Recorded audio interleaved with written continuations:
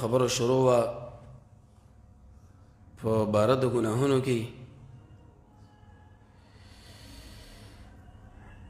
شیخ الاسلام ابن قیم رحمه الله د امت مسلمه د بهترین علماء یو عالم دی چې د دې موضوع متعلق مستقل کتاب لیکو الجواب الکافی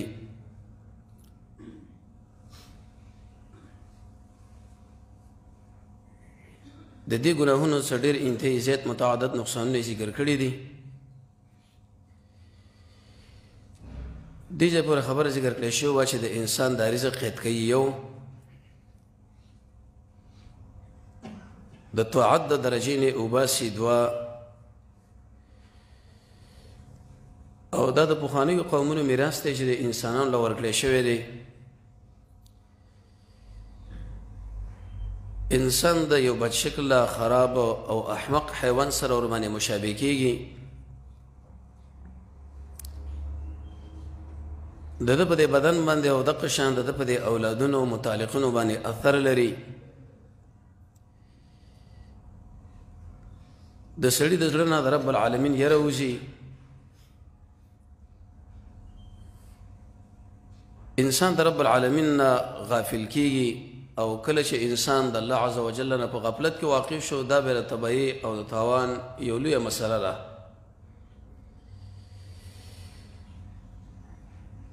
دې سره دا خبره تشریح کړې شوه چې د دې فساد هم په دې وچه باندې پرېوځي هم په دې لمده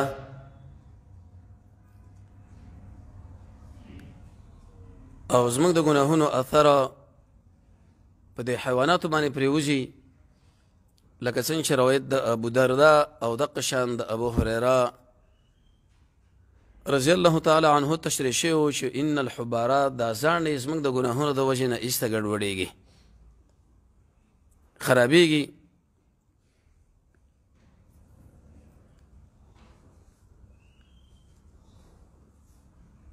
یو مثلا پکې دا ذکر کړه چې کله انسان د ګناه په طرف باندې قدم ووهي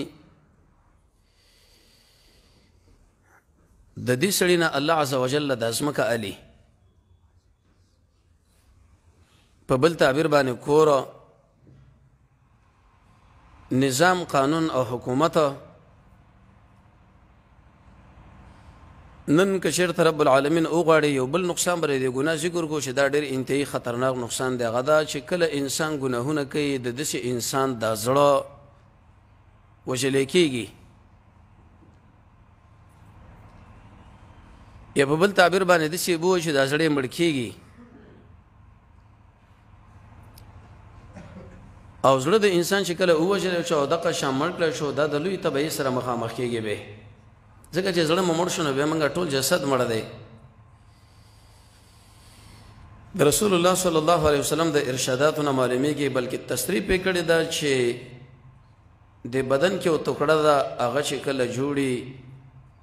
ټول بدن جوړي او هغه چې کله وراني بیا ټول بدن وران دی. خبردار هغه زړه دی. زړه الغرض ګناهونه د سلو نه زیات نقصانونه لري. یو لوی خطرناک نقصان چې اکثره انسانان په دې باندې پوه نه دي او دا پکې اخته دي هغه دا چې د سړي زړه دا وژلی کېږي ختمیږي. ولې زموږ دغه زړه روغ زړه د فطرت برابر زړه په توحید باندې آباد زړه هغه ووژلی شو ختم کړی شو. د هغې وجه دا وه چې موږ ګناهونه وکړه د دې نتیجه دا راغله امرکزي نقطه یې زموږ لرې کړه. او قرآن او سنت چې کله انسان مطالعه کوي وی ګوري درې قسمه زړونه الله عز وجل تشریح کړي دي.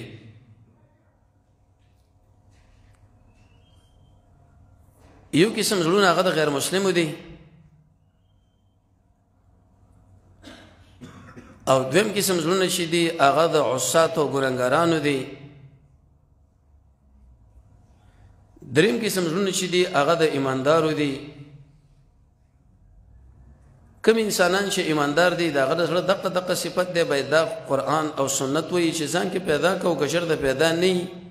قدرګي دائمي وساتو کني ځان کې پیدا کا. کوم صفت چې د غیر مسلمو د زونو دی هغه د ځان نه لري کا کتا کې موجود او که موجود نه نو ځان ساته چې اسنه د زړه د ګډ وډ نشي. صحیح حدیث کې راځي رسول الله صلی الله علیه وسلم فرمایي د انسان د زړه چې د دام زنګ نشي.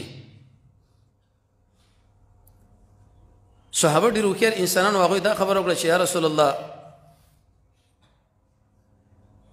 وما جلاؤها دا په څه باندې پاکیږي جوړیږي؟ دنیا کې که چېرته وسپنه هغه به طور مثال زنګ ونیسي نو هغه استرګمال شي ختم شي. داسې تیل او داسې اسباب وغیره ور باندې استعمال شي چې هغه زنګ هم ختم شي او د هغې جلم پیدا شي او مضبوطوالی هم پیدا شي نو دا زړه په څه باندې بیا جوړیږي؟ رسول الله صلی الله علیه وسلم د هغې علاج وښودلو چې تاسو مرګ یادوئ او دغه شان د قرآن سره تعلق ساتئ. هغه شی بار بار یادوي چې هغه د خوندونه د منځه وړي هغه چې هغه د انسان مرګ. یو ورځ به زموږ د دې روح نه د بدن الوزي او ټول به د رب العالمین په طرف باندې ودرېږو او هلته به الله عز وجل به زموږ نه تپوسونه کوي زموږ د عمر په باره کې ښه تېر شوی دی که بد. هر چا خپل ځان معلوم دی.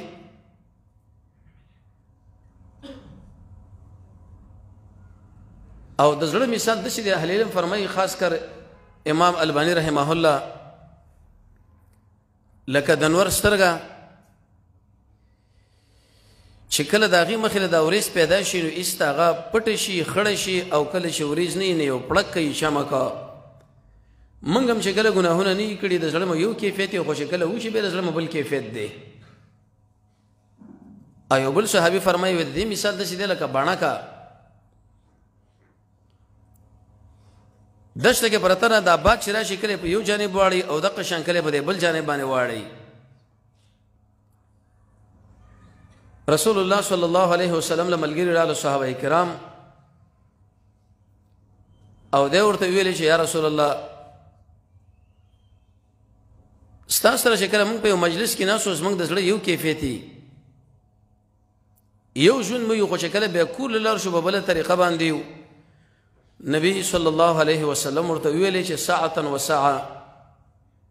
که بار هم تاسو داسې شی لکه څنګه چې زما په دې مجلس کې ناست وئ نو بیا به ملایک ستاسو سره لاسونه میلاوئ.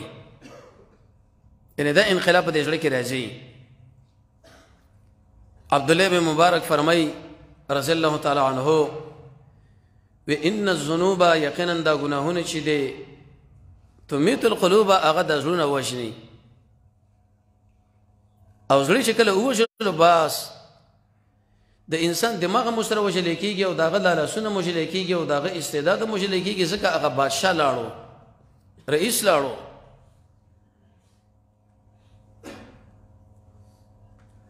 نو نن یو څلور خبرې ځان سره یاد ساتل پکار دی بلکې پنځه. اول د ګناهونو لوی اثر په دې زړه باندې دا دی چې دا وژني. نو زموږ نه دا ګناه ولې کېږي؟ دا ډېره مهمه خبره ده. په دې یو کیفیت باندې موږ او تاسو ټینګ ثابت پاتې کېږو نه اعمال کو ډېر مزیدار کار زموږ نه شروع شي ایسته په وخت کې داسې وخت په موږ باندې تواري او عارض شي چې ګناه زموږ نه وشي. آخر دا ولې کېږي؟ دویمه خبره به کې دا ځان سره یاد ساتل پکار دی چې د کم زړه ساتل پکار دی. لکه ډېر یو قیمتي او مهم شی نو خلک وایي چې دا پلاني ځای کې کېده چې دشمنان زیاتې اسې نه شي طلب نه شي. لس مقاماتو کې ته په خپل زړه باندې نظر ور واچوه که دا د رب العالمین په طرف باندې ور روانو نو برقرار یې کا وایي ساته. او که چېرته په دې لس مقاماتو کې دا زړه د رب العالمین په طرف باندې روانېږي نه نو بیا دا ځان له بدل کا ولرې کا بل زړه برابر کا. او دریمه خبره ده چې کله د ګناه د وجې نه زموږ دا زړه ووژلی شي مړ شي ختم. کم کارونه موږ او تاسو وکړو قرآن او سنت کم کارونه موږ له ښودلي دي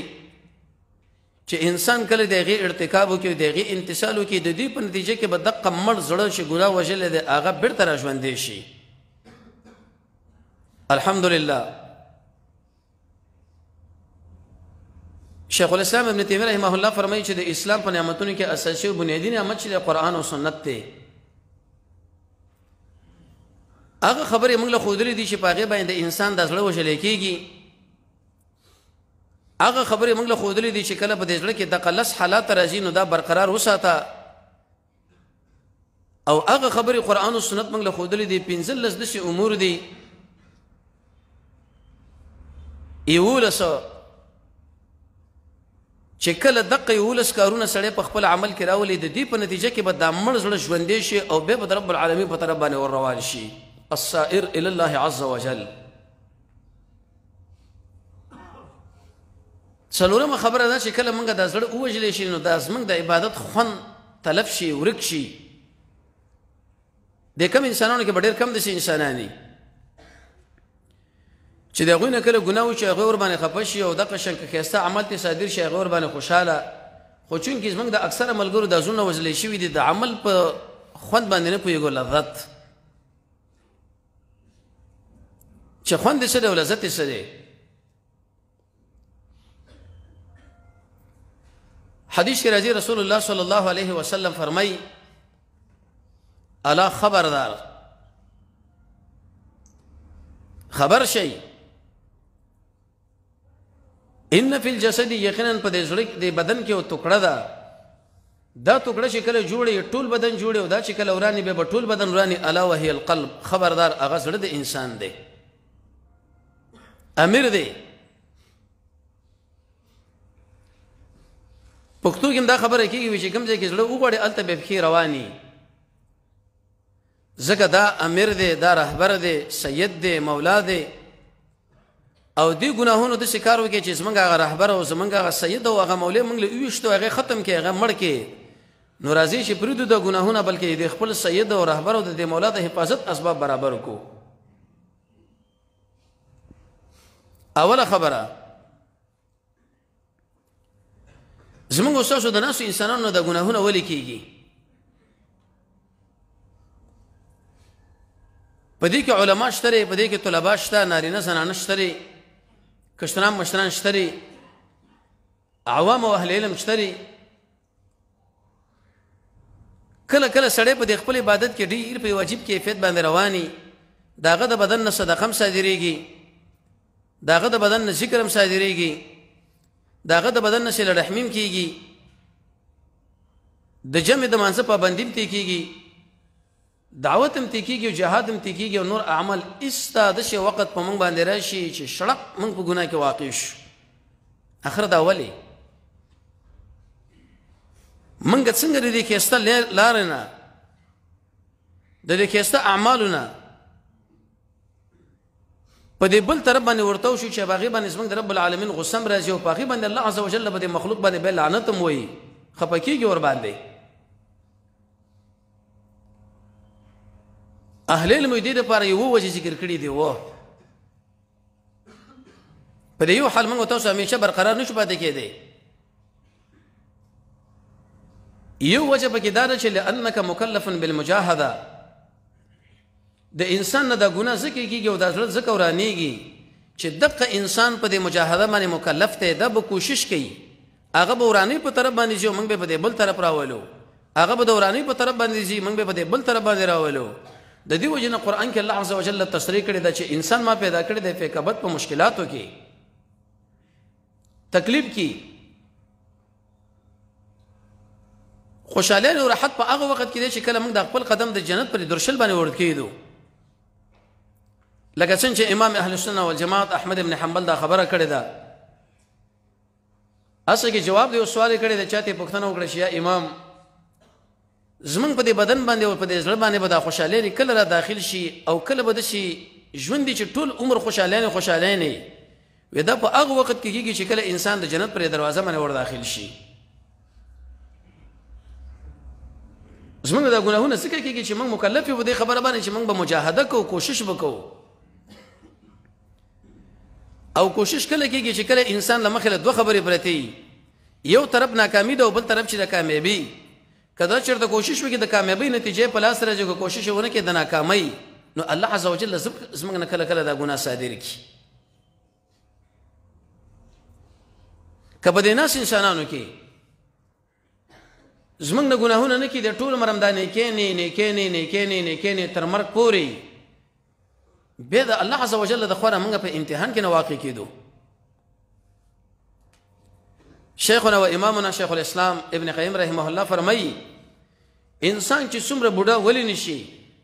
الله عز وجل په دې انسان کې اقوی شهواني ختمي نه، هغه پکې ساتلې ده، هغه پکې برقرار پرې خودلې ده،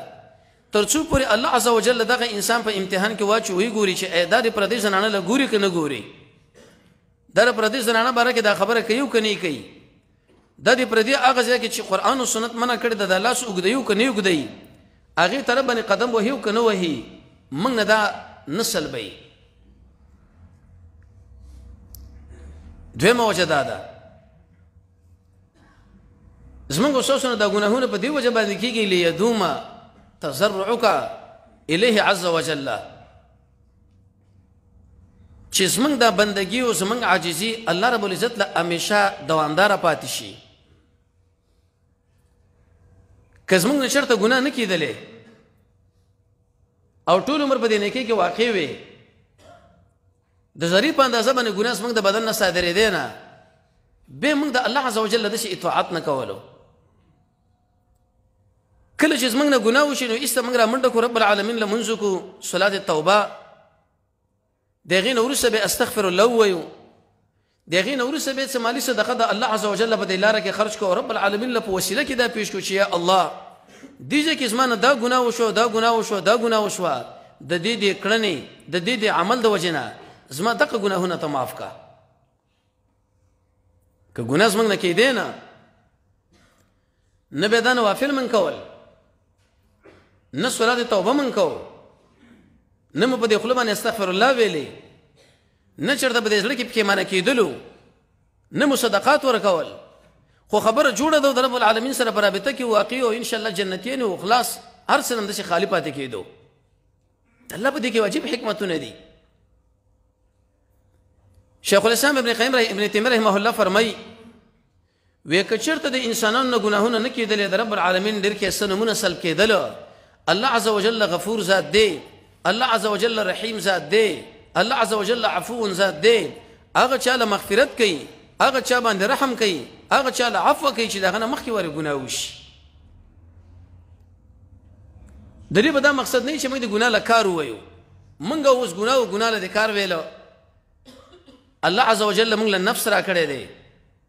نو هر کله چې زموږ نه ګناه کېږي موږ به رب العالمین یادوو، الله به موږ معاف کوي، هغه شو غفوره، الله به موږ باندې رحم کوي، هغه شو رحیمه، الله به موږ سره د عفو معامله کوي، هغه شو عفو ذاته. څومره عجیب. د دې وجه نه شیخ الاسلام ابن قیم رحمه الله دا خبره ذکر کړې چې انسانان غوره دي او که دغه شان ملایکه، و انسانان غوره دي د درې وجو نه. یو خو د انسانان الله عز وجل پیدا کړي دي په خپل لاس باندې، قرآن کې په دې باندې تصریح شوې ده، او لاس د رب العالمین صفت دی کما یلیق بشانه، کوم چې د هغه د شان سره مناسبه. تاویل به نه کوو چې موږ ید نه مراد قدرت والو، ید نه مراد نعمت والو، دا د رب العالمین لاسونه شته او دواړه لاسونه ښي لاسونه دي. ملایکې چې د په امر باندې پیدا کړي دي چې کن موجود شي، هغه به موجود شي. دویمه وجه دا ده چې موږ سره نفس موجود دی، په خلاف د ملایکو د هغوی سره نفس موجود نه دی، نو هغه انسان چې د هغه سره د خطرې اسباب موجود دي، هغه انسان چې د هغه سره د ګناهونو اسباب موجود دي، او د دې ټولو باوجود بیا دام د رب العالمین بندګي وکړي، ته پوه شه په دې باندې چې دا د کمال والا دی. او بل دې په خپل صورت پیدا کړی دی.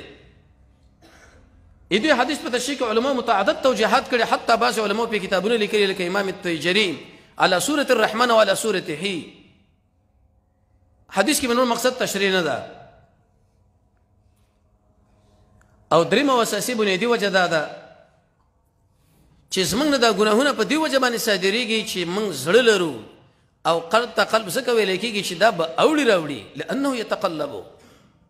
کله دې طرف او کله دې طرف،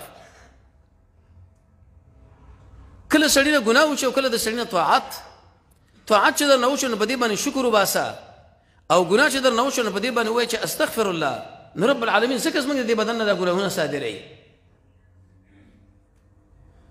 څلورمه وجه علماو لیکلې ده زمونږ د ناکاره مجلسونو د خرابو ملګرو د بې پیتي انډیوالانو نتیجه به دی چې الله عز وجل د هغې د وجې نه زموږ د بدن نه ایسته ګناه صادره کړي. وروسته به انشاءالله د حیات په باره کې به ووایو چې په ګناه باندې زړه وژلی کېږي دا کله ژوندی کېږي د هغې لپاره هغه 12 امور دي. یو پکې نیکانو علماو سره ناسته. پنځم اساسي بنیادي وجه دا ده چې زموږ نه ګناه ځکه صادره شو چې موږ ګناه کړې ده. امام ابن قیم رحمه الله په الجواب الکافي کې او امام ابن کثیر رحمه الله یو قاعده ذکر کړې ده و ان من المعصیه المعصیه بعد انسان چې ګناه وکړه بلې ګناه له دکه کې بلې ګناه له دکه کې بلې ګناه له دکه کې عبد الله ابن مسعود فرمایي دغه مرتبه له ورشي ګناه به دله دغه معلومیږي لکه مچ د پوجې په دې جانب باندې نه سه یا په بل جانب باندې او موږ تاسو سمق درجه کې واقع یو د سره په دې باندې پویګم نه چې دا ګناه ویل شي سلا ګناه دمو څه اې دې مثال په واقع نفس الامر کې دا ده لکه یو سړی دی هغه پوډري شوی دی په دې ګندګۍ کې پروت دی د خرابو ملګرو سره ناست دی که دقه پوډري یو سړی راوالي او داسې یو باغچې له ویسي یو اسپتال له ویسي یو د تهذیب او صفا ځای له ویسي دا پکې قید کېږي وجه دا ده چې دلته زه تنګېږم اقه ځای له مې ورسوئ زموږ دا اصول هم داسې شوي دي ګناهونه ګناهونه ګناهونه ګناهونه ان من المعصیه المعصیه بعد عبد الله ابن مسعود فرمایي چې کله ایمانونه برابر وسره جوړو دغه ګناه به د انسانانو لدې معلومیده تا به دا ګمان کول لکه په دې سر باندې ورته چرته غر یې خودلې شوی دی خو چې کله به تورې مثال زونه وران شول ګناه موږ لدې نه معلومیږي چې دا غر دی که دا ګناه ده بلکې مچ دی مچ عادي غوندې شوه او دا ډېره خطرناکه خبره ده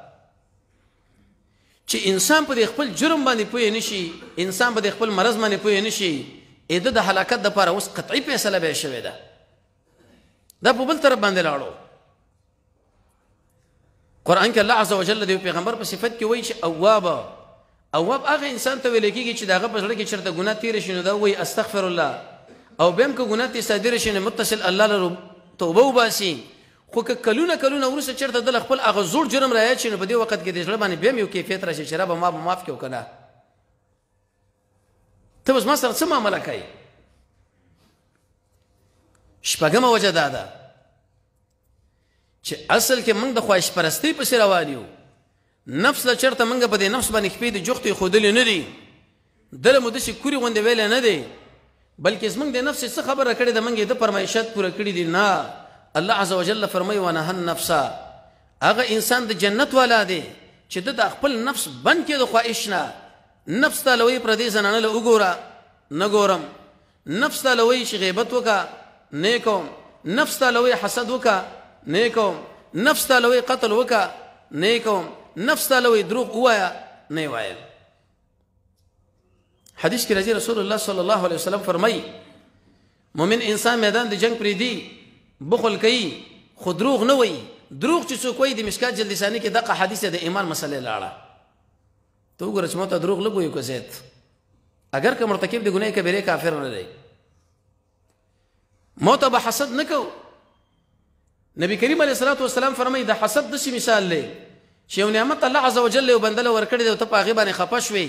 ستا دا شته کړنه اعمال نیک داسې بربادۍ لکه چاړه چې سړی راولي په دې ویښتو باندې کېږدي هر څه د منځه ویسي اول ته سوچ وکړه چې ما ته عمل کړی که نه دی کړی بیا ته سوچ وکړه چې په دې عمل کې آداب او شرایط موجود دي که نه دي موجود بیا ته سوچ وکړه چې په دې کې به هغه اخلاص موجود وي که به نه وي بیا ته سوچ وکړه چې دا به د ریا نه پاکي که به نه وي بیا ته سوچ وکړه چې دا به رب العالمین له زه رسوی شم که نه شم رسوی سار به یو سړی مسلمان د شپې به کافري د شپې به یو سړی مسلمان رسول الله فرمایي سبا به کافري د فتنو په دور کې موږ تاسو واقع یو څه حالاتو کې اوم نور هم دې لپاره ډېر اسباب موجود دي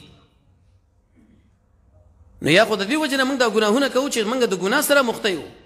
یا د دې وجې نه زموږ نه ګناهونه کېږي چې زموږ زړه کې معنا د انقلاب ده یا د دې وجه نه زموږ نه ګناهونه کېږي چې موږ غلط ملګري انتخاب کړي دي، یا د دې وجه نه موږ ګناهونه زموږ نه صادرېږي چې زموږ عبادت الله له همیشه وي، او یا د دې وجه نه چې موږ مکلف یو په تضرع باندې، او یا د دې وجه نه چې موږ د زړه قدر او د ایمان قدر د دې په کیفیت باندې نه پوهېږو. دویمه خبره، عبدالله بن مبارک فرمایي چې کله انسان ګناه وکړي د زړه ورباندې وجلې کېږي، لس مقاماتو کې ته وګوره، که ستا دا زړه د رب العالمین په طرف باندې روان دي دا زړه ځان له وساته، او کني دا زړه ختم که بل زړه ځان له برابر که. ختمول به دا معنا نه وي چې انسان به دا زړه د شینې نه روباسي او بار به یې وغورځوي، په دې کې چې دا کوم صفات دي هغه صفات لري که ښایسته صفات په ځان کې پیدا که. راځئ هغه لس ځایونه اوس موږ تاسو له قرآن او سنت او صحابو ویلي دي چې کم ځایونه دي. اول زه، بیا ناست تاسو انسانان ملګري، او بیا چې څومره خلک موږ ستاسو دا اواز اوري، نن د دې قرآن او سنت په لابراتوار باندې نن موږ د دې خپل زړه یو ټیسټ وکړو، ویې ګورو که چېرته دا نتیجه ښه وه پې خوشحاله شو، که نتیجه خرابه وه ګوره بیا ورباندې سخت خفګان موږ له پکار دی چې مړه شو بیا به ډېر ارمانونه وکړو. یو روایت کې رسم راغلی دی چې په ورځ د قیامت د انسان سره د اویا انبیاو عمل نو دا به د خپل عمل کم وګڼي، هغه دومره سخته ورځ ده. بل روایت کې رسم راغلی دی چې یو بچی د مور د رحم نه څنګه روځي او رب العالمین له په د عبادت او سجده باندې پرېوځي تر دې پورې چې دا سپینګیری شي او دا بل کار بغیر د سجدې نه ونه کړي، خو د قیامت سخت چې کله ولید نو دا به وایي چې الله ما هېڅ شی نه دی کړی، راځي چې اوس دا خپل زړه وګورو موږ څومره په غفلت کې واقع یو. لس مقاماتو کې اول امامنا و سیدنا شیخ الاسلام ابن قیم رحمه الله هغه فرمایي چې کله انسان وده کېږي، کله انسان سملی، په دې وخت کې د خپل زړه له وګوره چې آیا دا د رب العالمین په طرف باندې روان دی او که دا د دنیا پر فیسبوکونو کې ننوتی دی او دا په دې غیبتونو کې ننوتی دی او دا د دنیا په هغه تماشو مماشو کې ننوتی دی، که د الله په طرف باندې روان عز وجل نو برقرار وساته کنې دا زړه ځان له ختم کا. رسول الله صلی الله علیه وسلم هغه چې کله وده کېږي اللهم باسمک اموت و احیا حتی تر دې پورې امام ابن قیم رحمه الله زاد المعاد کې پرې باندې تصریح کړې ده چې د جناب نبی کریم علیه الصلاة والسلام نه د وده کېدو په وخت کې تقریبا 40 قسمه اذکار نقل دي، تفصیلي و اجمالي. ته وګوره چې دا 40 قسمه تا یاد کړه، ته ووایه چې دا 40 قسمه تا په خپل عمل کې راوستي، ته ووایه موږ تاسو دا ناسي انسانان په کور کې زنانه خویندې میندې لرو، ایا هغو له مو دا ښودلي؟ هغو له څنګه موږ دا تاکید کوو چې مېلمه مې را روان دی چې په دې کیفیت باندې ترکاري دې برابره شي، په دې ټیم باندې د مال جامې برابرې شي، نو دې خپل زړه له اوس وګوره، د دې خور مور زړه دلته وګوره چې دې کیفیت باندې برابر دی که نه، که چېرته برابري برقرارې وساته کنې سلف فرمایي دا لرې که د منځه ویسته ختم یې که. 40 قسمه اذکار. زما د شیخ الحدیث نه پوښتنه وکړه هغه له پکې 5 نه دي یاد، 5 څه کوي چې هغه یو هم نه وایي. الله عز وجل قرآن کې فرمایي چې القى السمع، دا انسان په هغه وخت کې د کامیابۍ او د فهم والا جوړیږي چې رب العالمین د قرآن له غوږ ایښودلي او زړه حاضر ناظري. ما ته که چېرته ایت کرسي وایي په کوم کیفیت، ما ته که معوذتین وایي په کوم کیفیت، د زړه کیفیت چې کله برابر نه شي. ابن قیم، علي بن ابي طالب، حسن بصري، عبدالله ابن عباس د دې ویل او نه ویل دا دواړه د الله په نسبت یو شی دي. مې وایه بې چټي. دویم، کله چې موږ د خوبه راوچت شو ته وګوره چې ستا دا زړه او زړګی د رب العالمین په طرف باندې روان دی که نه دی روان.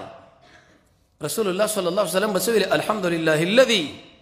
ټول صفتونه د کمال هغه الله لدی چې موږ یې را ژوندي کړو، وروسته یې دی نه چې موږ یې مړه کړي وو، ځکه دا مرګ په خپله دی، خوب د دې مرګ روړ دی. یو حدیث کې راځي یو صحابي ویل یا رسول الله په هغې دنیا کې به چېرته خوب وي؟ رسول الله صلی الله علیه وسلم ورته ویلي وی خوب چې دا خو د مرګ روړ دی، هلته خو مرګ به نشته. که ته وي سورې عراف یا نور ځایونو کې وایي چې قائلون دوبه د قیلولې په حال کې، نو قیلوله خو هغه استراحت او آرام ته ویل کېږي چې هغه د ماسپښین د مانځه نه مخکې. جواب دا دی چې هلته کې تشبیه په نفس آرام کې ده، نه په قیلوله کې. وړوکی ماشوم دی هغه له تا یو شی اخیستی دی د لوبو کله چې دا د خوبه راوچت شي د ټولو نه مخکې د مور نه مطالبه د هغې کوي چې زما هغه د لوبو سامان کم شو که چا د قلم سره عادت کړی قلم غواړي که چا د نورو شیانو سره عادت کړی نور شیونه غواړي ته وګوره چې کله دې دا زړه د خوبه راوچت شي آیا په دې وخت کې دا د رب العالمین په طرف باندې التجا کې شو آیا هغه اذکار ته وایي چې کوم د رسول الله صلی الله علیه وسلم نه څلوېښت قسمه اذکار نقل کړی شوي دي اجمالي څلوېښت قسمه اذکار نقل کړی شوي دي تفصیلي او که نه په دې ټیم کې ما ته په دې موبایل باندې یو ټوپ وهو چې نیټ کې څه خبره به راغلي دوکاندارۍ له څنګه ځان ورسوو د اوبو نوبت له څنګه وختي هلته هدف له ځان ورسوم که دا کیفیت ستا په دې زړه کې جوړي قرآن و سنت موږ له دا خبره کوي چې دا زه برقرار کا او که نه یې جوړ ایستی رد کا لرې کا بل پیدا کا تاسو اوس خپل زړه معلوم دی ماله معلوم دی بل له معلوم دی دریم انسان چې کله د منزل ور داخليږي په دې وخت کې د خپل زړه ته وګوره چې ایستا د حضرت رب العالمین سره یقیني پر رابطه کې دی کنه اسی هغه دنیوي عرفي مسله ده چې ولاړم د امام پسې او زړه مې دی په پټي کې ولاړم د امام پسې زړه مې دی په دکاندارۍ کې ولاړم د امام پسې او زړه مې د دنیا په یو بل کار کې دا به نه منل کېږي امام ابن قیم رحمه الله هغه فرمایي د دوه مقاماتو کې سړی د رب العالمین په وړاندې ودرېږي یو چې کله په ورځ د قیامت د محشر په ډګر باندې موږ د الله مخې له ودرېږو او دویم د خپل منځ له که تا مانځه کې داسې کیفیت برابر کې چې الله ستا مخې له زه ولاړ یم دا منځ دې قبلېږي و الا کې دا ګوره د سره قبول هم نه دی عاملة ناصبه الله عز وجل فرمایي ډېر انسانان بندگان دي مؤمنان دي ځان له مؤمنان وایي ځانونه ستړي کړي دي عمل یې کړی دی او ځان یې ستړی کړی دی تسلا نارن حامیه بیا به هم ګرم وره د انسانان ځي هلته به ورځي معاذ بن جبل به ځکه ویلي وی کله چې انسان منځ کوي د ښي طرف او چپ طرف سړی وپېژندو فلا صلات له صحابي فرمایي د سره د دې انسان منځونه شو حسن بصري فرمایي چې تبتل دا منځ برباد دي ابن سیرین فرمایي چې په همدې منځه به دا سړی جهنم له ورځي او سعید ابن جبیر فرمایي 40 کاله مې منځ کړی دی وی والله په بالله ښي طرف او چپ طرف سړی ما پېژندلی دی چې دا لا پکې څوک دی دا لا پکې څوک دی او ما ته پکې کوم حسابونه کوو منځ مې وکړي رسول الله صلی الله علیه وسلم په دې منځ باندې مشکلات الله سره شریکول او حلول به انبیاء شریکول او حلول به زما تر منځ کوم کیفیت وی ګورئ د سینې چې سړی به تور مثال هغه کینسر تکلیف لري او دا وایي چې زه په کیسه کې نیم جوړ یم یا هغه د کورونا تکلیف لري لکه دا موجوده وخت کې او دا وایي چې زه په کیسه کې نیم جوړ یم دا سړی د هلاکت په طرف باندې روان دی ته وګوره چې ته مونځ کوي ایا خشوع پکې شته بې ځایه حرکتونه پکې کوي که نه کوي زما ته په کورنۍ کې دغه شان زنانه شته د هغوی منځونو کیفیتونه برابر دي که نه دي برابر زما ته د طلابو د شاګردانو د منځه کیفیت برابر دی که نه دی برابر زما ته د مقتدیانو د منځه کیفیت برابر دی که نه دی برابر که برابر یې په بها و الا که چېرته نه دا زړه ځان له ایسته لرې کا څلورم کله چې انسان یوازې شي یوازې اویس قرنی یو نیک انسان په امت مسلمه کې تیر شوی دی د رسول الله صلی الله علیه وسلم خواله راتلو چونکې مور یوازې وه جناب نبی کریم علیه الصلاة والسلام ورته ویل چې عمل ته پاتې شه عمر دی ویل دې ملګرو له دا مستجاب الدعوات ته دعا ته وغواړئ ډېر وخت وروسته به مکې مکرمې له راځي په عرفات کې د عمر بن الخطاب سره ملاقات کیږي او بیا یې پوښتنه کوي ته اویس قرنی به او د هغه په دې لاس باندې یو داغ غوندو هغې چې معلوم کړي چې دا یقیني هماغه انسان دی څادر یا کپړه ورته واره کړه او د هغه نه مطالبه د دعا وکړه هغه اویس قرنی په کور کې ناست دی یو کس ورته دروازه ټک ټک کوي هغه ته یې پوښتنه وکړه پیښه څه ده وی شیخ ځان له چې ناسم قیدم ما د ده سره به کښېنم لږ زره ساتیري به وکړم هغه ایسته په ژړا شو وی قسم په الله مونږ خو چې کله د مخلوق سره کښېنو وی مونږ په دې زړه باندې کیفیت راځي چې ځان له شو د رب العالمین سره وی مونږ له خوندې به امام قرطبي رحمه الله د سلف یو خاطره لیکلې ده اوس عجیب وی زمونږ په ژوند کې سخته خاطره هغه ده چې کله سبا مولا اشنا اذان کوي ځکه چې کله دا شپه شي من رب العالمین له تملق کو من رب العالمین له فریاد کو من رب العالمین له دعاګانې غواړو خو چې کله نور خلک په دې جماعت باندې را داخل شي هغه ژړا چې مونږ ځان لکوله هغه تملق چې مونږ ځان لکولو هغه فریاد چې مونږ ځان لکولو هغه بیا په هغې وخت کې نه کېږي. ته چې کله ځان لشي ته وګوره چې ستا دا زړه د رب العالمین په طرف باندې روان دی که نه، که د الله په طرف باندې چېرته ور رواني رب العالمین بندګي خوښ ګڼي د الله د ذکر سره اشنا یي دا زړه ځان له برقرار وساته او که نه دا ګوره بدل کا. ابن ماجه کې روایت دی پر روایت د ثوبان رضی الله تعالی عنه رسول الله صلی الله علیه وسلم فرمایي زما په امت کې به داسې انسانانو د غرونو په اندازه اعمال به وکړي، منځونه یې کړي، روژې نیولي، دعوتونه یې کړي، جهادونه یې کړي، صدقې کړي دي، حج کړی دی، لیکن په ورځ د قیامت به الله عز وجل ورته دغه ټول عملونه برباد کړي. ثوبان ویل یا رسول الله دا خلک څوک دي؟ وی چې کله مخلوق به یو رقم ته عمل به کوو، چې کله به ځان له شو بل رقم ته عمل به کوو، د دې انسانانو ټول اعمال د الله په دربار کې برباد دي. ته خپل ځان اول ګوره، زه چې د ملګرو په دې مابین کې ولاړم زما کم کیفیت او ځان لشم به کم کیفیت. امام طبرانی رحمه الله یو روایت پیش کړی دی وی افضل الايمان ان تعلم ان الله معك حيثما كنت. په ټولو ایمانونو کې اوچت ایماندار چې ته دا خبره معلومه کړي چې کوم ځای کې زوم الله عز وجل ما باندې علم لري. ګوري می مخکې بیان کې د الله د یې باره کې دا خبره شوې وه. امامنا وسیدنا امیر المؤمنین امام بخاری رحمه الله ادم المفرد کې د عائشې رضی الله عنها روایت پیش کړی دی رسول الله صلی الله علیه وسلم به کله د دشت له وتو الله عز وجل به یادو ته الله کله وخت ورکړی دی سر منځنه وروسته خوب خرابېږي د اتونه 12 پورې د دنیا کاروبار درس او تدریس دی د مازیګر په وخت کې چې ټیم خرابېږي او د ملګرو صحبت د ماښام په وخت کې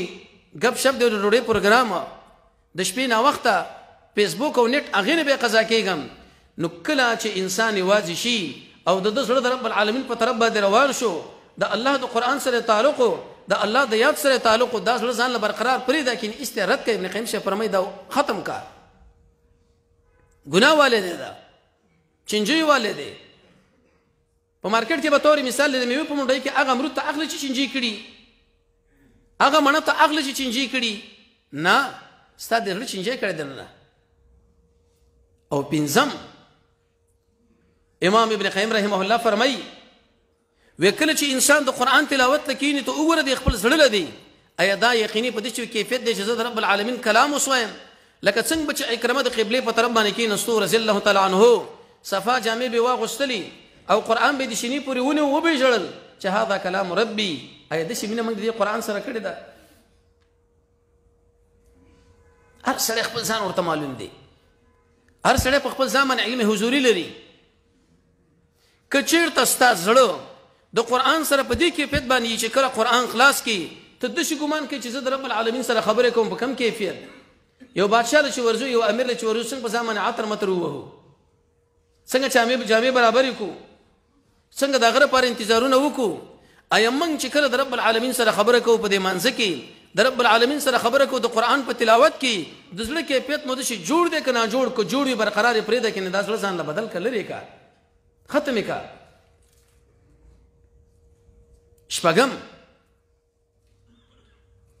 کله چې انسان د عالم خطبې له ناست دي امام ابن قیم رحمه الله فرمایي یو عالم دی په یو ځای کې وعظ کوي قرآن او سنت د خلکو له بیانوي او ته د هغه د بیان له ناست دي ستا دا زړه بالکل د خبرې له برابر دی چې د هغه خبر راوځي او دلته کې زیات تقرر ته ورکوي دا زړه ځان له برقرار پرېږده والا که په دې کیفیت باندې ته نه برابر چې ناست یم دلته زړه مې ذمېداره کې دی زړه مې دکاندارۍ کې دی زړه مې په ماموریت کې دی زړه مې په صرافۍ کې دی زړه مې په یو بل شي کې دی. ابن قیم فرمایي دا زړه ځان له بدل کا. اول زه بیا ته چې کله د چا خطبې له ناست دی یو عالم د حق پرست عالم تر زړه کیفیت وګورئ څنګه برابر دی که نه لرې کوي دا به. اومه امام ابن قیم رحمه الله فرمایي چې کله انسان د قبرستان په طرف باندې ور داخل شي ته ورشي د قبرستان له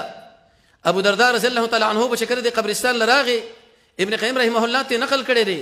او بیا به ورته خطاب وکړي چې ای قبرستان یا مقبري ظاهر د ډېر خاموش دی خو لاندې در کې عجیب عجیبه کیفیتونه دي په هغې کې داسې ګروزونه دي که غر له چېرته راخلاص کړي چې رسول الله صلی الله علیه وسلم فرمایي چې هغه هم ختمېږي ورباندې په هغې کې 9 نوي اصل داسې ماران دي. پیغمبر فرمایي که چېرته یو مار پوکې وکړي دا شنه بوټي به ټول د منځه ویسي.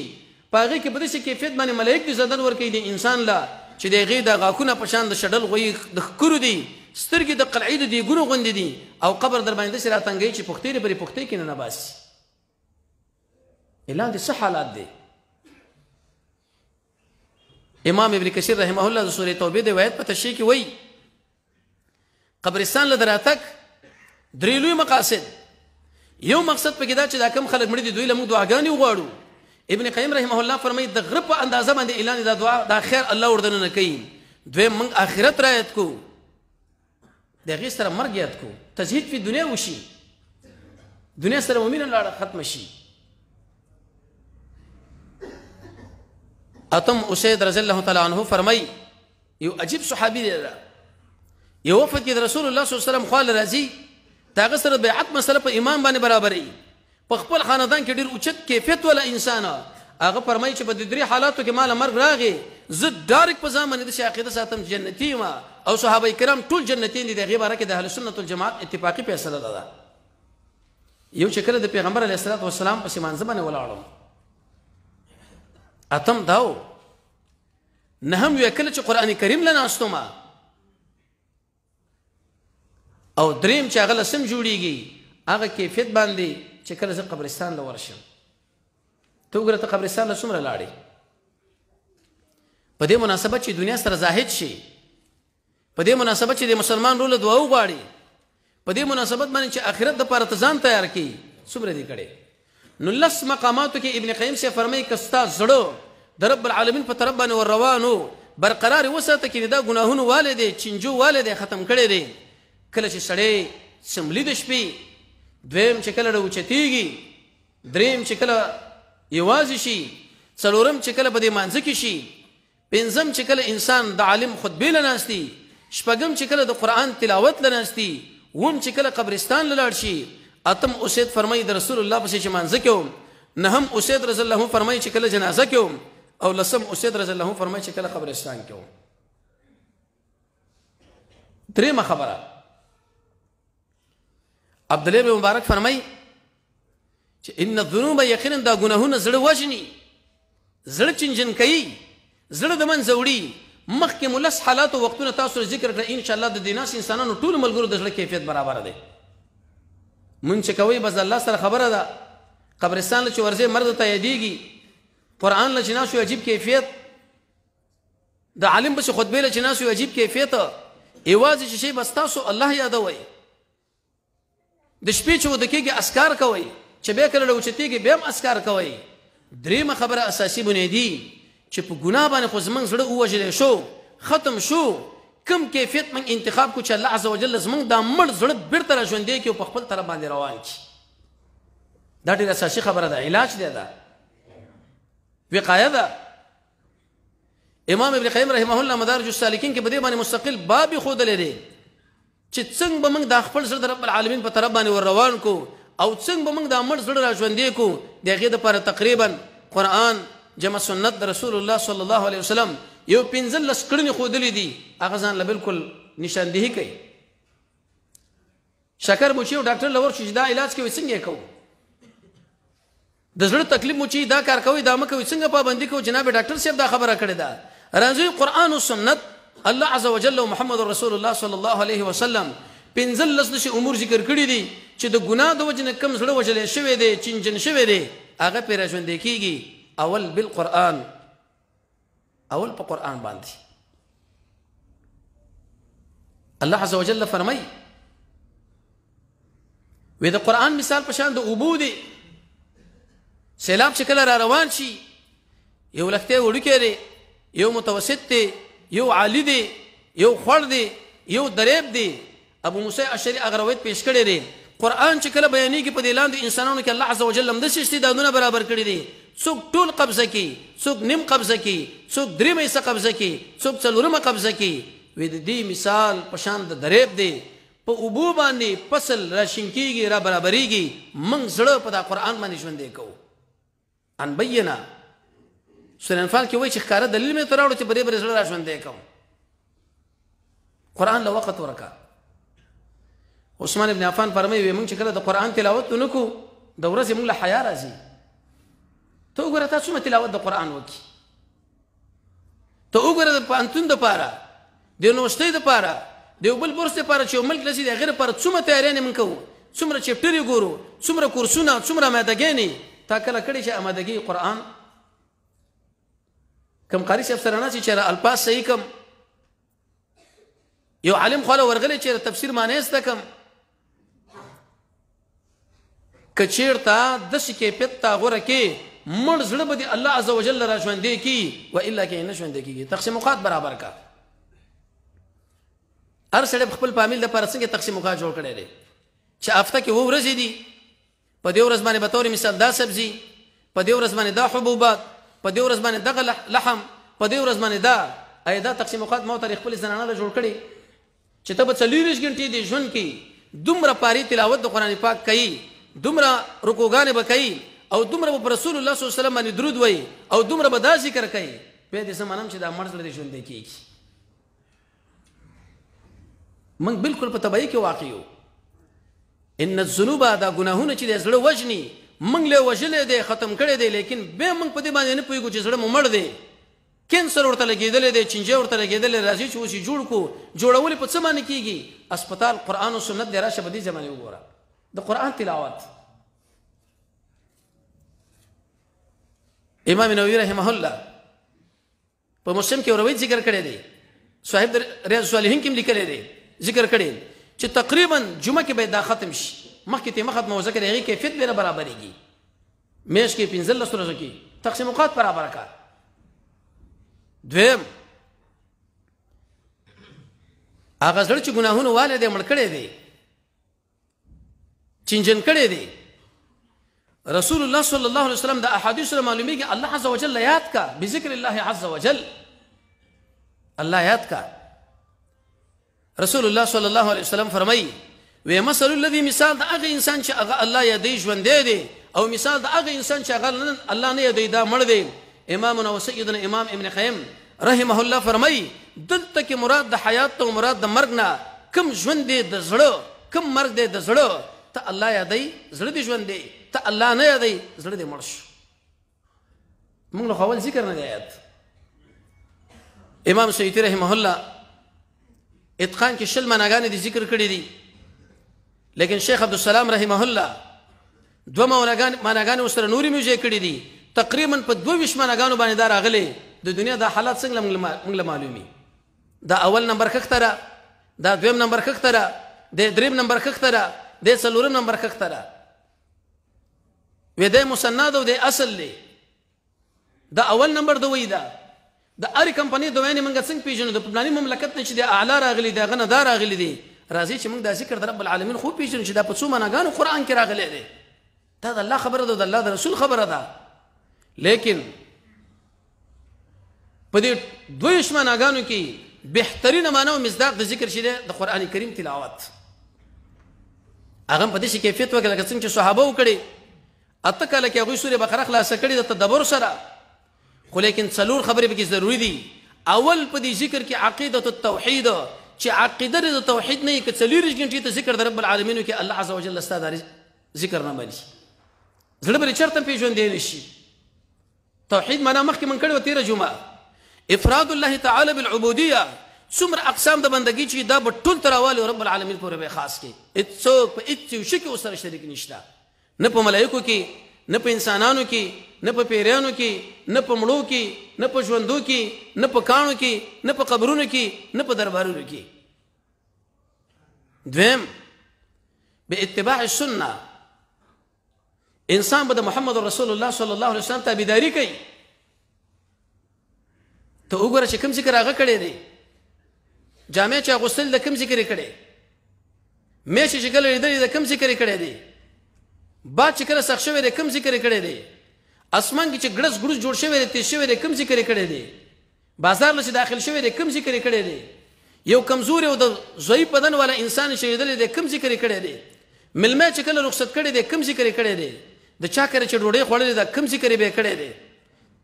د شپې شو د کېږي کوم ذکر به کړی دی، چې کله راوچت شوی دی کوم ذکر به کړی دی، جمعات له چې را داخل شوی دی کوم ذکر یې کړی دی چې وتی دی کوم ذکر یې کړی دی بیت الخلا ته چې ځي کوم الفاظ استعمالوي چې بیا راوځي کوم الفاظ استعمالوي دا ټول باید موږ تاسو یاد کړي بیا مو زړه ژوندی شي اتباع سنت دی نه شي ویلی چې فقط صرف ګیره پرېږده چارکونجه جامې وکړه او په یو مجلس کې غټې غټې خبرې وکړه او رومال یا پټګۍ په سر باندې راواچوه چې زه خو ډېر دیندار یم دریم بفهم معنا دا کوم ذکر چې ته کوي د دې پرې معنا باندې ته پوه شه معنا باندې په هغه وخت کې ته پوهېږې چې کوم وخت تا تفسیر کړی ته د یو عالم خواله ورغلی تدبر سره وشي او څلورم بالاخلاص اخلاص دا معنا چې ستا د الله مابین کې رابطه حدیث کې راځي امام قرطبي رحمه الله د سورې احزاب د آیت په تشریح کې ذکر کړي دومره زور او پاور دی طاقت دی که چیرته یو سړی د دشمن نه د سر والوځي وی هغې نه مې دې حیثیت اوچت دی خو سوا د هغه مجاهد نه چې هغه مجاهد دی هم ذاکر دی هغه به جدا خبره ده اوس خو ذاکرین دا نور یاران ځان نه وایي د شیخ عبدالسلام رحمه الله په اصطلاح باندې وی غل راغی کوربې ونیو اصلي ذاکرین هغه انسانان دي چې هغه اهل القرآن والسنت دي اهل القرآن والحدیث دي چې ذکر معنی ورته دی د رسول الله صلی الله علیه وسلم د نقشې مطابق ذکري فهم پکې وي اخلاص پکې اخلاص دې ته ویل کېږي چې ته ذکر وکړې او څوک در باندې پوه شي الله عز وجل لاؤډ سپیکر لګول څه ضرورت دې ذکر څه معنی چې هو دې شروع کړی دا په دین د اسلام کې کوم ځای کې ثبوت لري بلکې اسماء رضی الله عنها فرمایي چې په دې بدن باندې ابلیس قبضه ولګوله بلکې سلف صالحین دا فرمایي کدا یقیني ذاکری یې د کوئی په غاړه باندې کینې د بلای او دا ذکر دې په ځان باندې راولي ذکر دریم اساسی بنیادی سبب هغه زړه چې هغه ګناهونه موږ له وژلې دي هغه زړه چې هغه ګناهونه موږ له چنجن کړي دي هغه چې بیرته را ژوندی شي بالجهاد انسان به جهاد کوي شیخ الاسلام ابن تیمیه رحمه الله فرمایي په لغت کې ویل شي کوشش لا او په اصطلاح کې بذل الجهد بمقابله عدو الله لاعلاء كلمه الله بذل الجهد الله ذات المعاد کې دریم جل نهم نمبر صفحې نه به دغه درس اقسام ذکر کړي څلور قسمه جهاد د نفس سره اول په علم ته په ایمان او علم له دومره وخت ورګړي لکه زمیندار او دکانداري دویم بالعمل عمل مونږ په کړه کنم دې کړه ابن قیم په اعلام الموقعین کې فرمایي چې کوم انسان علم وکي عمل په ونه کې الله عز وجل دغه تشبيه د خر سره ور کړی دا ما ته څومره عمل په وکي دریم بالدعوه ما ته دا څومره خلکو له دعوت کې علي بن ابي طالب له ویل وکستا په وجه باندې الله عز وجل یو انسان برابر کی سلسله وکان چې د الله په نامه صدقه شي دومره اجر بنی لکه دا او څلورم بالصبر څلور قسمه جهاد دا دوه قسمه د ابلیس سره دین کې به شکونه مکونه ختم کی دین کې به خواهش پرستی ختمه کی او څلور قسمه د کفارو سره پلاستیک څومره جهاد کړي یو خو د کاسي جهاد ته چې موته کو په جبر څومره جهاد کړي دي په مال دي څومره جهاد کړي دي په دې ځان دي څومره کپڑے لګولي لیکن په مسلمانانو مجاهدونو چې رسول الله صلی الله علیه وسلم فرمایي کوم انسان چې مجاهد اکمالو کې فقط غزا ده به نه غزا وکړه څومره اکمال دلته وکړو د الله د رضا په خاطر او په زړه کې کوم سوچ دی وږي درې قسمه جهاد عام دی څلورم انسان له هغه زړه چې هغه ګناهونه مړ کړي هغه زړه چې هغه ګناهونه وجلې دي هغه زړه چې هغه ګناهونه چنجن کړي دي ته وګورئ چې دا ژوندې شي د رب العالمین په طرف باندې روان شي به اتباع السنه د محمد رسول الله صلی الله علیه وسلم د اتباع سل پیدا دي یو پیدا پکې حیات الله عز وجل سورۃ الانفال کې ډېر لس قوانین ذکر کړي دي یا ایها الذین آمنوا اے ایمان والو د الله او د الله د رسول خبره ومنئ لما هغه څه چې هغه تاسو ژوندې کوي الته مفسرین درې معناګانې کوي مراد دغه قرآن دی مراد دغه علوم دینی دي مراد دغه جهاد په سبیل الله دی او مراد دغه رسول الله صلی الله علیه وسلم اتباع صحابي په نپلو ولاړ دی پیغمبر تواضع کې چراشه دا چونکې نا وخت راغی رسول الله صلی الله علیه وسلم ته پوښتنه وکړه چې ولی و یو رکعت نوافل می کړو مې دا بل بوکم به براشم و ولې دا آیت تعالی معلوم نه دی چې ارڅ و پرې دی رسول الله صلی الله علیه وسلم پسې برا روانېږي تعالی مسله معلومه نه ده یو حدیث تعالی معلوم نه دی وستاله معلوم شو نو ارڅ پرې دی حدیث پسې روان شي پنځم اساسی بنیادی سبب هغه زړه چې ګناهونو وژلې، هغه زړه چې ګناهونو نه جوړه کړي، هغه زړه چې ګناهونو چینجن کړي دي او هغه جوړ شي، جوړیږي، ژوندی شي، د رب العالمین په طرف باندې روان شي، د نیکانو علماو سره ناسته. د عالم مثال داسې لکه خوراک څښاک او جامه، بغیر دې نه ژوند نشي کېدی. د کسبه مثال په شان د دوی دی چې ضرورت راغی استعمالوم کینې ورګورم هم نه، او هغه انسان چې پالتو ورته ویلی شي د هغه مثال په شان د زهر او قاتل دی. رسول الله صلی الله علیه وسلم فرمایي مثال په شان د عطار دی. لقمان حکیم خپل بچی له وایي چې یا بني جالس العلماء، ای زما بچی د علماو سره کینه، ای دوی نه انوارات راوځي، ستا زړه ورباندې برابرېږي. ته وګوره موږ څومره ناسته کړې ده. نیک ملګری د انسان په زړه باندې په ژوند باندې غټ اثر لري. نیکان ملګري. شپږم اساسي بنیادی سبب چې کم زړه د ګناه د وجې نه وژلی شوی، کم زړه د ګناه د وجې نه کمزوری شوی، کم زړه د ګناه د وجې نه چینجن شوی دی، هغه اوس را ژوندی کو او د رب العالمین په طرف باندې روان کو. امام ابن قیم رحمه الله په طریقة الهجرتین کې او دقه شان مدارج السالکین دریم جلد 244 نمبر صفحه هغه کې وروي ذکر کړی دی. اگر که علماء په سندن کلام هم کړی دی، د سار سنتو نه وروسته او د فرض نه مخکې څلوېښت کرت داسې ویل پکار دی چې یا حی یا قیوم لا اله الا انت، یا هغه ذاته چې ته همیشه ژوندی، یا هغه ذاته چې ته منتظم د دې ټولو مخلوقاتو یې، نشته حقدار د بندګۍ سوا ستا نه. ته وایې چې ما ته سنت په خپل ټیم کړي. د سار په سنتو کې اسلام موږ له 23 سنت طریقې ښودلې دي،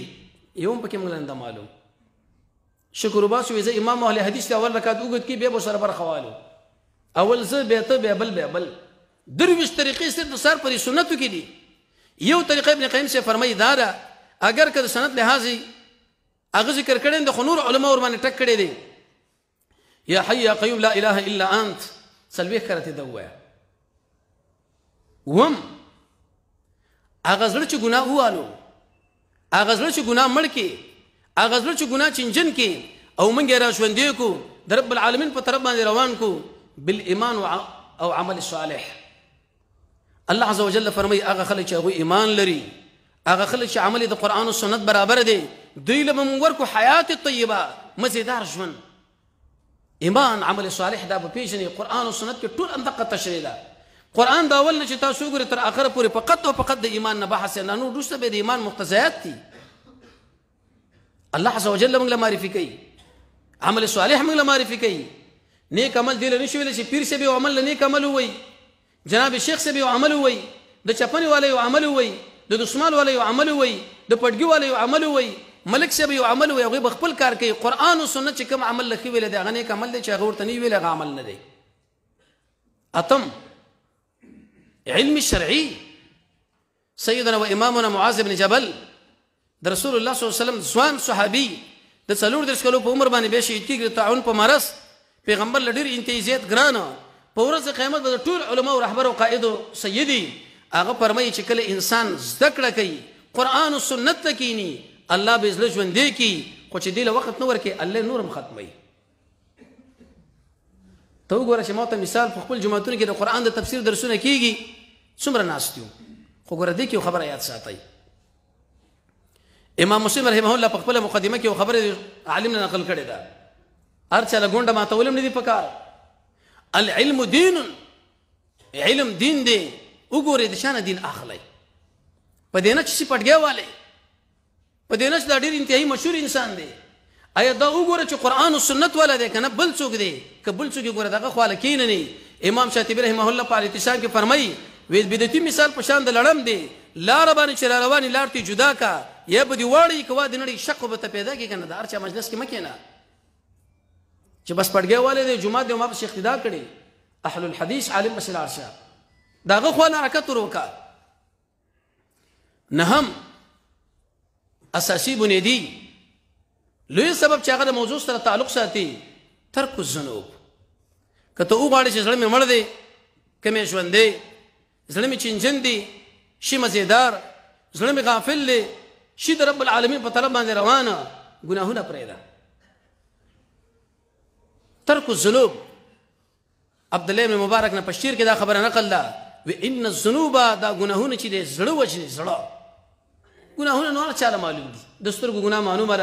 معلومه ده، د غوږونو معلومه ده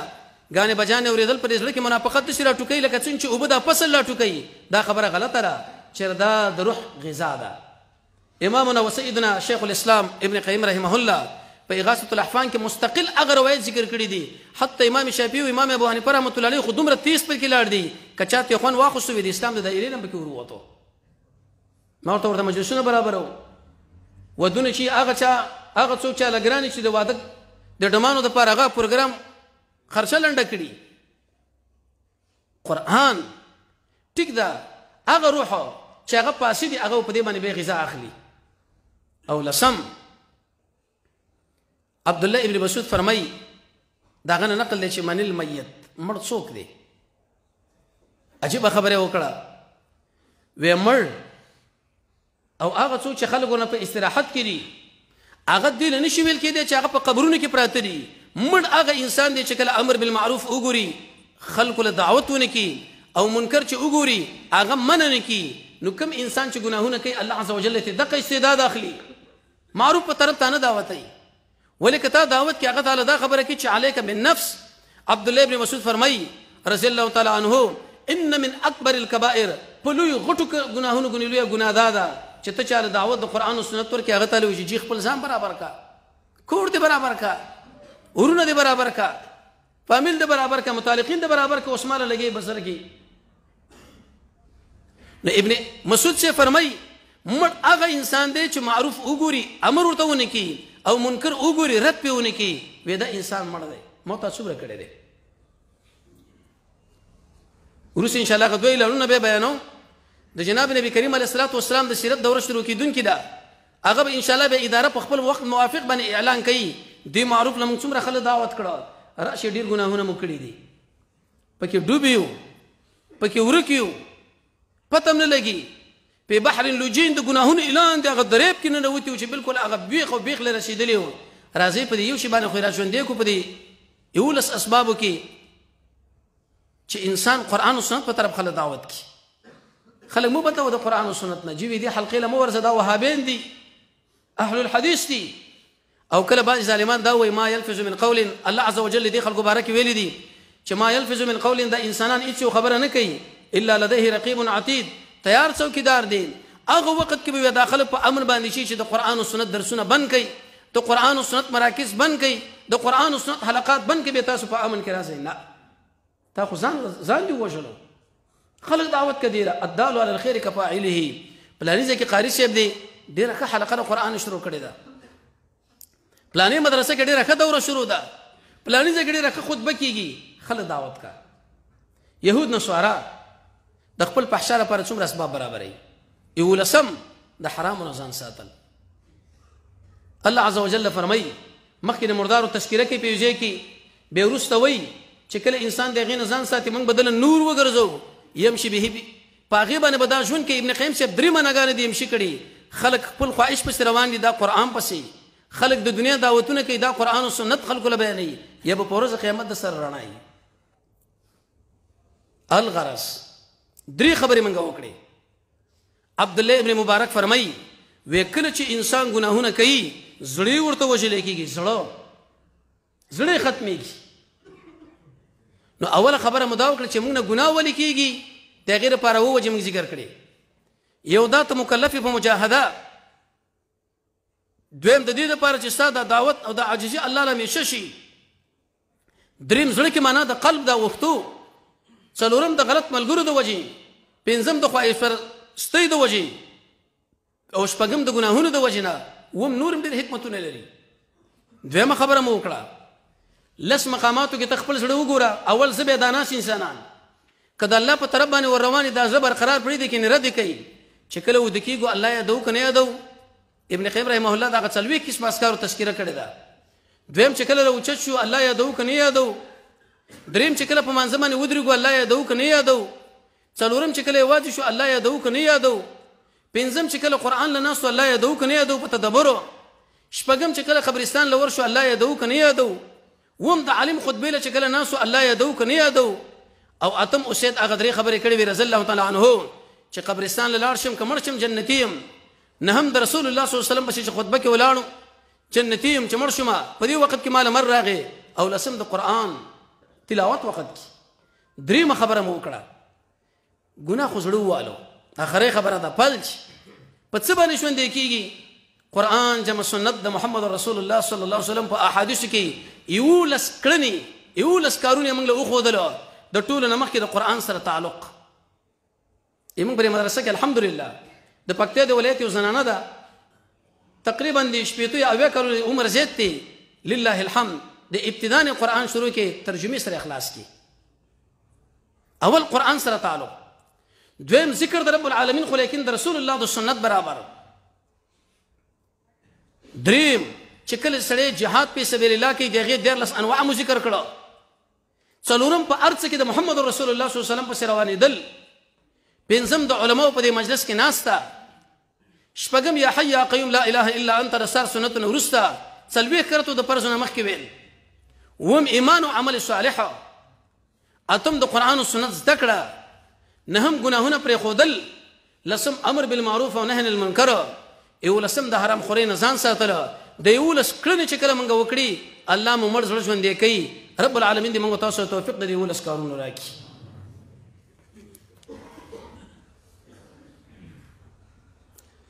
دلته په کده دوی اعلانونه دي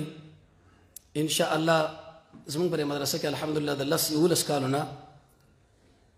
د محمد رسول الله صلی الله علیه وسلم د ژوند د سیرت څوک ماشومتوب څنګه و مکه کې کوم ژوند تیر کړي مدینه منوره کې کوم ژوند او موږ له څه هدایت پر خودلی اخلاق سړي بيبين سړي لله الحمد تحديث بالنعمت د پاره به چې په سلور د ولایتو کې د نارنج باغ دارالعلوم دی چې دغه افتخار الله عز وجل دوی لور کړی نو د راتلونکي سیشن به په ورځ باندې چې تقریبا 14 د جدي جوړیږي 8 بجې سار به هغه شروع کیږي ګنټه یو نیمه ګنټه چې پایغه کې د خويندو او د نارینهو د دوه د لپاره د درس اهتمام شته معنا نارینه په دې طرف دی چې وي د خويند طرف هغه خو د پردي تنظیم شوی د جمعه الحمدلله دوه چته جمعه تی هغه خو کوټه برانډا نو مخکې مونږ ویلې کوم وګړو چې هغه زړه د ګناهونو وجل راځوندې کو یو پاره کې دا خبره چې د رسول الله صلی الله علیه وسلم اتباع کوم نه چا پښتنه وکړي چې محمد صلی الله علیه وسلم څوک د پلار نه منګلند آیات دې کې بدا تاسو تشریح کې محمد ابن عبد الله ابن عبد المطلب ابن حاشم ابن عبد مناف ابن قسي ابن كلاب ابن مراد ابن كعب ابن لؤي ابن غالب ابن فهر ابن مالك ابن نضر ابن كنانة ابن خزيمة ابن مدركة ابن إلياس ابن مضر ابن نزار ابن معد ابن عدنان دقه تاسو ان شاء الله تشریح کیږي نو را روان سیشن به پورس شپارسم د جدي 8 بجې د خويندو او دقه شان د ذکرو ان ورونو د پاره تنظیم پکې شوی 12 یا 13 سورې یو چانس ته موقع ده د دنیا او د آخرت ټول کامیابی بده کې خپل هم پکې برخوالو خويند مراولو مېند مراولو اولادونه مراولو ترڅو پوری محمد صلی الله علیه وسلم ورته معلوم شي چې دا څوک دی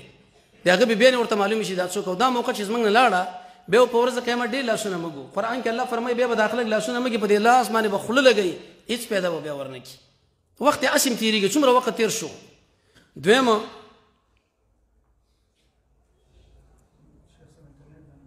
او ان شاء الله دا درس پر خیر په انټرنیټ باندې نشر کیږي نو کوم ملګری چې زموږ سره هغه په بار ملکونو کې اوسېږي اوس خو دا اسباب د تقارب الاسواق او رسول الله صلی الله علیه وسلم فرمایي چې هیڅ کور او پاتې شي مګر قران الله عز وجل ور داخل کی هغه وس ذهن ورته تیار کړي چې ان شاء الله په شپږم د جدي را روان شي شنبه د 8 بجو نه د محمد رسول الله صلی الله علیه وسلم سیرت به تشکیږي څوک دی څه غواړي د الله خو موږ باندې کم حق دی دده الته مرتضی اسباب برابر کې خپل خويندې خپل میندې خپل متعلقین اغه لکینی ترڅو پر د قزرینه موکس موږ نه خطا نشي ان شاء الله برخه به کې ځان برابر کوو دا کار به ان شاء الله کوو که به نه کوو ضرور دی خیره